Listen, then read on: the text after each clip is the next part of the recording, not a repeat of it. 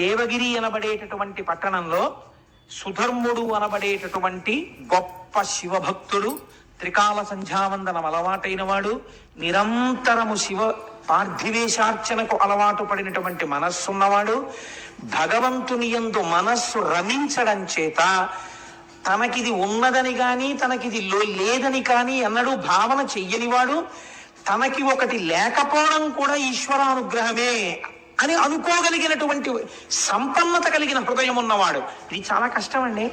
ఈశ్వరుడు ఒక్కొక్కరికి ఒకటి ఇవ్వడు. లోకం ఏమంటుందంటే వాళ్ళకి ఇది లేదంటుంది. కానీ వాళ్ళు అంటారు ఈశ్వరుడు మమ్మల్ని ఉద్ధరించడానికి మాకు అది ఇచ్చి ఉండకపోవచ్చు అంటారు. అది వాళ్ళ భక్తి నీకేం తెలుసు వాళ్ళని అలా అని నువ్వు పాపం మూట కట్టుకుంటున్నావు. కాబట్టి ఇప్పుడు అటువంటి భక్తుడు ఒకడు ఉన్నాడు. ఆయనకి సుదేహ అని ఒక భార్య ఉన్నది. ఆమె మహాశౌశీల్యవతి, భర్తని నిరంతరము ధర్మమునందు అనువర్తించేటటువంటి స్వభావము కలిగినటువంటి తల్లి. చాలా కాలం ఇలా ఉంటుండగా వీళ్ళిద్దరికీ బిడ్డలు కలగలేదు.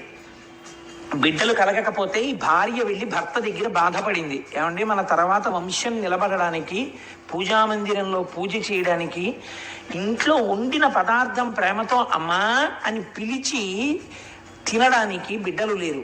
ఈ తల్లితనం లేకపోవడం నాకు చాలా బాధగా ఉంది.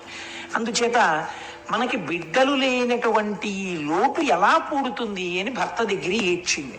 ఆయన ఏమనాలండి, నిజమే, ఈ లోటు ఎలా పూడుతుంది, మనకి బిడ్డలు కలగట్లేదు అనాలి. కానీ ఆయన ఎంత గొప్ప మాట అన్నాడో తెలుసా అండి భార్యతో?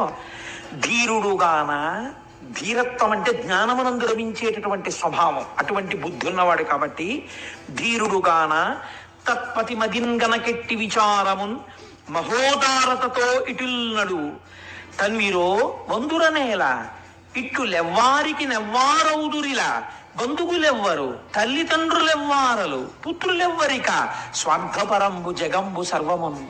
ఏమిటే నీ వెర్రి, ఎవరికి తల్లిదండ్రులు, ఎవరెవరికి బిడ్డలు, ఎవరి స్వార్థం వాళ్ళది. కలిసినవి విడిపోతుంటాయి.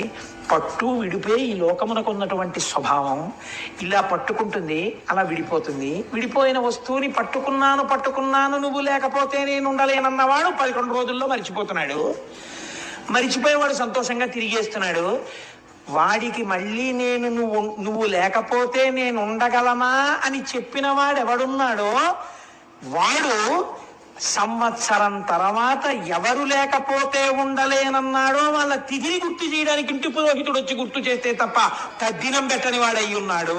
అంతటి కృతజ్ఞమే ఈ లోకం. అటువంటి బిడ్డల కోసం, దేనికోసం నీకు ఈ అలజడి?